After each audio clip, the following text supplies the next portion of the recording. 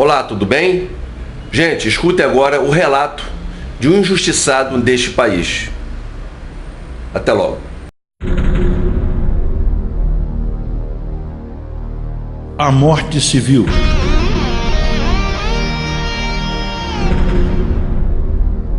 Lamentamos, mas o Senhor está morto.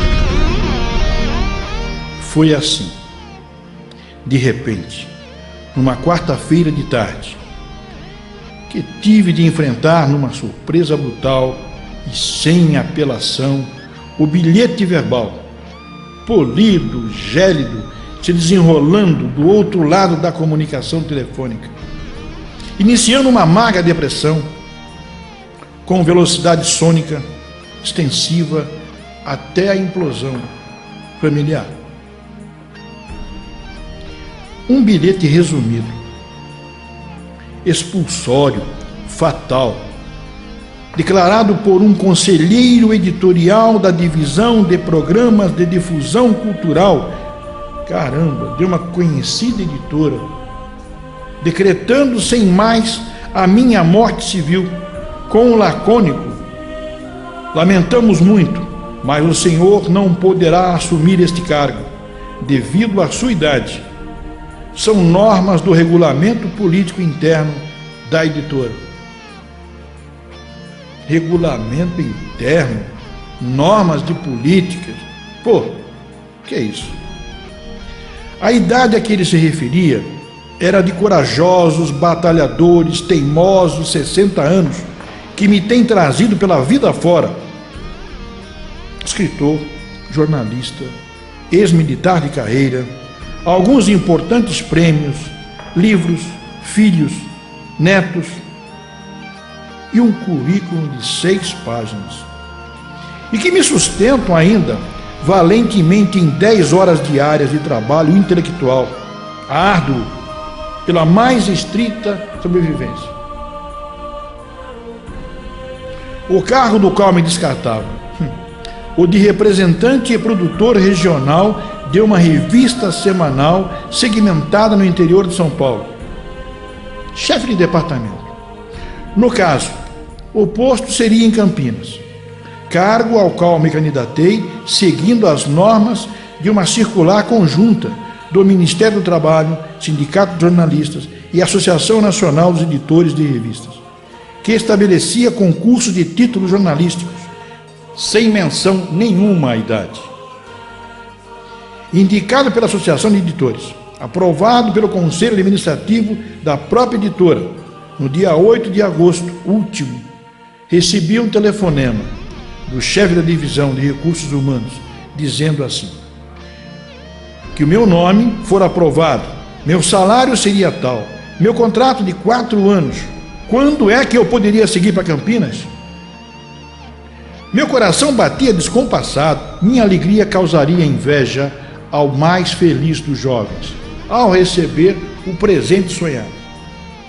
Apenas 24 horas mais tarde, em um outro telefonema, agora da diretoria da editora, o decreto inapelável. Eu atingira, diziam, a idade da aposentadoria. Que merda! Que aposentadoria é essa? A aposentadoria será devida no final de uma carreira, que não aconteceu ainda. Quanto à minha carreira jornalística, foi assassinada logo ao nascer pela própria editora. Porque as minhas vitórias sempre vieram acompanhadas de perseguições discriminatórias? Isso me incomoda muito. Tive o privilégio de me tornar o primeiro policial militar a entrar para a faculdade Brás Cubas, em Mogi das Cruzes, na turma de 76. Após um vestibular que era considerado na época um dos mais difíceis de São Paulo. Hoje carrego no peito o orgulho de ter sido um CDF, rato de bibliotecas e líder do diretório acadêmico da faculdade. Formei-me como jornalista, bacharel em comunicação social. Festa? Não houve nem tempo. A alegria foi tragada pela Revolução. Devido à crise do regime militar, fui obrigado a demitir-me por força do AI-5, Ato Institucional número 5, um decreto revolucionário que entendia ser: o militar formado em qualquer curso superior seria equiparado a subversivos comunistas, inimigos do então governo e a loucos de toda a espécie. A lei alegada para que o regime me ferrasse era, e claro, completamente inconstitucional, pois dizia expressamente que, no caso de policial estudante na área de comunicação, não poderá permanecer nas fileiras do organismo, já que, como estudante, foi membro do diretório acadêmico da faculdade. Ou seja, eu estava fora do sistema. Foi melhorado mais tarde, e no processo a palavra foi substituída. Ficou assim: não poderá permanecer pela disponibilidade, o que é uma situação de servidor público que temporariamente não está em efetivo exercício. Fui discriminado pela ignorância.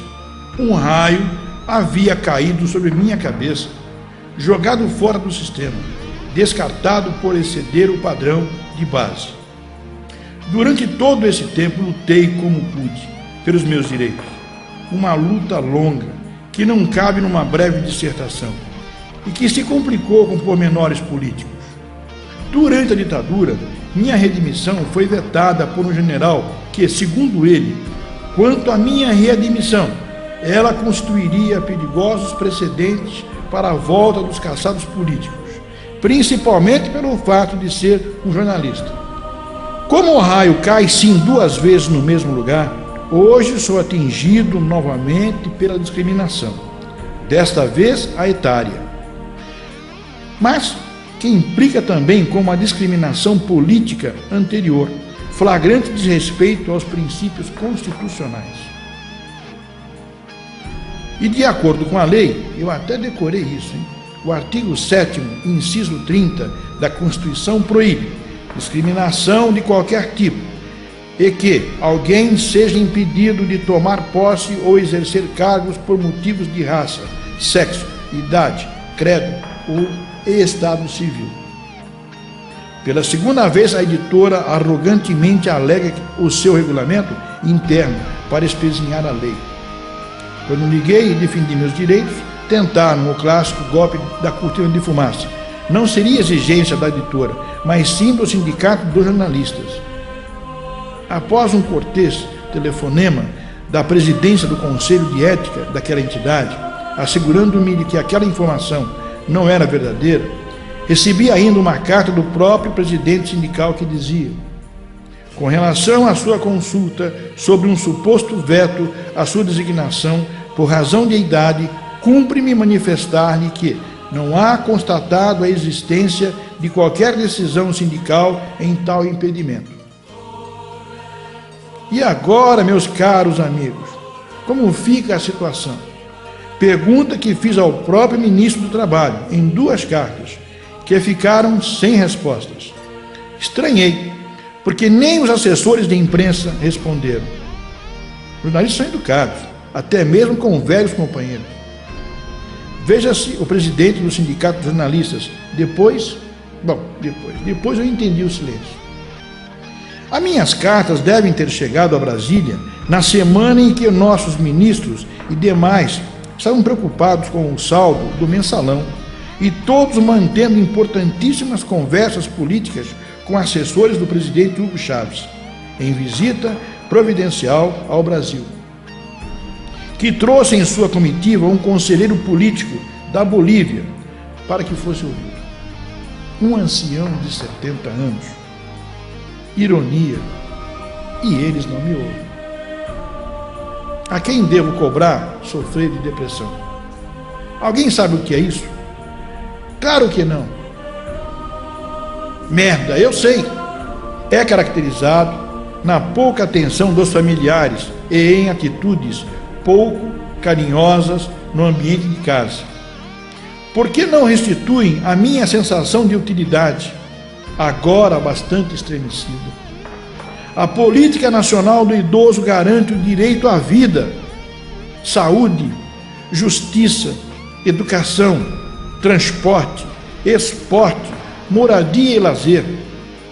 Mas de todos os direitos adquiridos em vários âmbitos, o mais almejado talvez seja mesmo o de simplesmente ser respeitado na sociedade como alguém que pode contribuir com a sua experiência de vida. Conforme afirma a Bíblia, com os idosos está a sabedoria, e na abundância de dias o entendimento. Nós somos capazes de produzir. Ao invés de achar que os velhos dão trabalho, por que não se cria um verificador de capacidade solidária, que certamente descobrirá profissionais que poderão revolucionar a vida? São profissionais que já aprenderam e estão aptos a profissionalizar muita gente. Quem sabe não é uma multidão de novos empresários? Que tal renovar o apoio para um programa sério e eficiente? Que tal valorizar profissionais e empresários preocupados com a responsabilidade social? Os velhos brasileiros agradecem de coração, porque todos eles, todos nós, já aprendemos e saibam que ainda somos capazes. Luiz Alberto, eu sou um ancião com 60 anos.